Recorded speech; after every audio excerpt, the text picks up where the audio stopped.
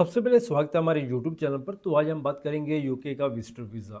आज के वीडियो में हम बात करेंगे अगर आप यूके का विजिटर वीज़ा लेना चाहते हैं।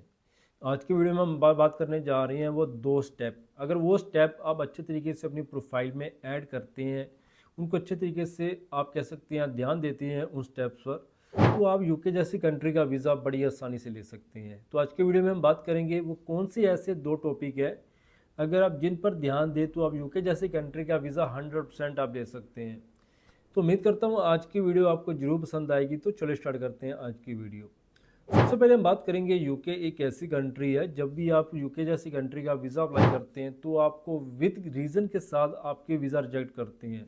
जैसे हम मोस्टली केसेस कंट्रीज़ की बात करें, जिसमें हम कनाडा की बात करें या फिर हम यूएसए की बात करें या फिर हम न्यूजीलैंड ऑस्ट्रेलिया जैसी कंट्री की भी बात करें या फिर शरीफ कंट्रीज़ की बात करें, ये सभी कंट्रीज़ आपको विदाउट रीज़न आपका वीज़ा रिजेक्ट करती हैं। मोस्टली केसेस में कनाडा, ऑस्ट्रेलिया, न्यूजीलैंड, जब भी कोई कंट्री वीज़ा आपका रिजेक्ट करती है उसमें यही उन्होंने रीज़न दिया होता है भी आप उनकी होम कंट्री से वापस नहीं जाएंगे, जिसकी वजह से आपका वीज़ा रिजेक्ट किया जाता है। जैसे कि फ़िलहाल आज के टाइम में कनाडा की बात करें या ऑस्ट्रेलिया की बात करें तो 99% केसेस में एक सेम रीज़न आता है। हम कह सकते हैं वो कॉपी पेस्ट करके आपका वीज़ा रिजेक्ट कर देते हैं।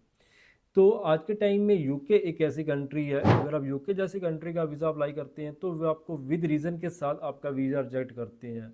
अच्छे तरीके से आपको एक्सप्लेन करते हैं हमने आपका वीज़ा क्यों रिजेक्ट किया है, क्या रीज़न थे, क्या कारण थे। तो अभी तक मोस्टली ज़्यादा से ज़्यादा जो वीज़ा रिजेक्ट होते हैं यूके के, वो एक रीज़न के कारण होते हैं, वो है आपकी बैंक स्टेटमेंट।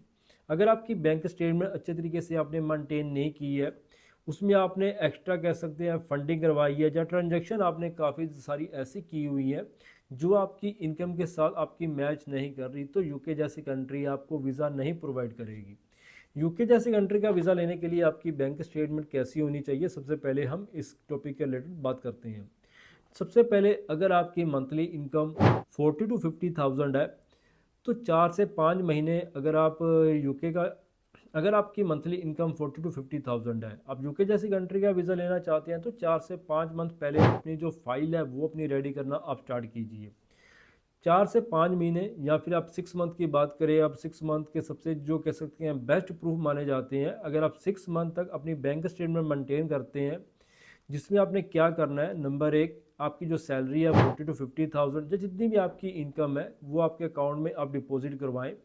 उसमें से आप तकरीबन 10 से 15,000 रुपये अपने जो एक्सपेंसेस हैं वो आप हर मंथ अपने यूज़ कीजिए। जैसे अब ये ग्रोसरी बाय कर रहे हैं या फिर कोई भी अनदर आप एक्सपेंसेस आपके हैं, तो वो आप कार्ड अपना यूज़ कीजिए, जिससे कि जबकि आपकी बैंक स्टेटमेंट यूके एम्बेसी में जाए तो वहाँ पर ये शो होना चाहिए भी आपकी मंथली इनकम 40 to 50,000 है, जिस हिसाब से जो एक्सपेंसेस है 10 से 15,000 रुपये, वो उनको शो हो भी आपने कहाँ पर एक्सपेंसेस किए हैं। क्योंकि टाइम में 99% लोग फॉरेन कंट्रीज़ में ओनली कार्ड यूज़ करते हैं, तो कार्ड की एक बहुत बड़ी वैल्यू है आपके वीज़ा के रिजेक्शन में और वीज़ा आपके अप्रूवल में।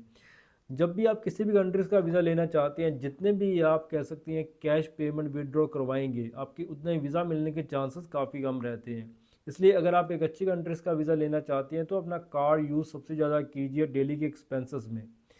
सबसे पहले हम बात करेंगे, अगर आपकी 40 to 50,000 सैलरी है, 10 से 15,000 रुपये अपने कह सकते हैं एक्सपेंसेस आप शो कीजिए कार्ड के द्वारा, और आपकी जो बाकी सेविंग है वो अपने अकाउंट में आप डिपॉजिट करते चलिए। अगर आप 6 मंथ तक ऐसे अपनी बैंक स्टेटमेंट अपने जो मेंटेन करते हैं, तो आपको यूके जैसी कंट्री का वीज़ा लेना इतनी बड़ी बात नहीं है। और फर्स्ट स्टेप में आप यूके जैसी कंट्री का वीज़ा ले सकते हैं। मोस्टली लोग क्या गलती करते हैं, वो अपने बैंक अकाउंट के साथ यूपीआई की जो कह सकती हैं जो ऑप्शन है वो ऑन करते हैं। जब भी उनकी कोई भी ज़्यादा से ज़्यादा वो यूपीआई के थ्रू अपनी जो ट्रांजैक्शन दिखाते हैं या किसी के द्वारा अपने अकाउंट में फ़ंड डिपॉजिट करवाते हैं या उन्हें शेयर करते हैं।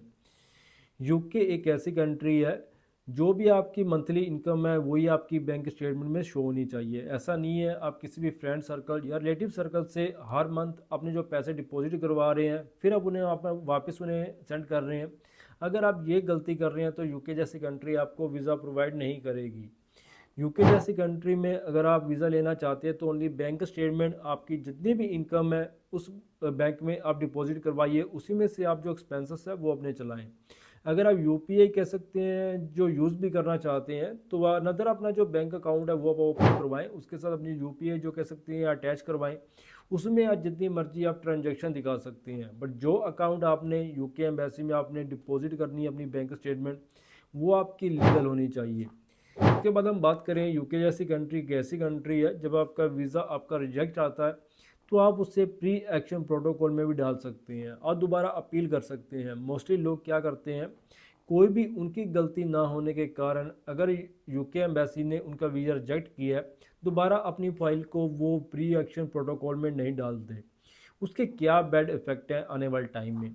जब उन्होंने आपको विद रीज़न के साथ आपका वीज़ा रिजेक्ट किया है, अगर आपको लग रहा है भी हाँ आपकी कोई भी गलती नहीं है, इसमें वीज़ा अफसर की गलती है, तो आप उन्हें एक अच्छे तरीके से कवर लेटर रेडी कीजिए, पूरा एक्सप्लेन कीजिए भी हमारे ये डॉक्यूमेंट्स थे, ये इन्होंने आपने कह सकते हैं रीज़न दिए हमारे वीज़ा रिजेक्शन में, बट हमने पहले ये डॉक्यूमेंट शो किए हुए हैं, जो भी है नहीं कह सकते हैं भी आपका जो रीज़न हो, अगर आप उसे एक्सप्लेन कर सकते हैं वीज़ा अफसर को, तो आप कवर लेटर के थ्रू दोबारा प्री एक्शन प्रोटोकॉल में एम्बेसी को चैलेंज कर सकते हैं। उसके कुछ बेनिफिट्स हैं।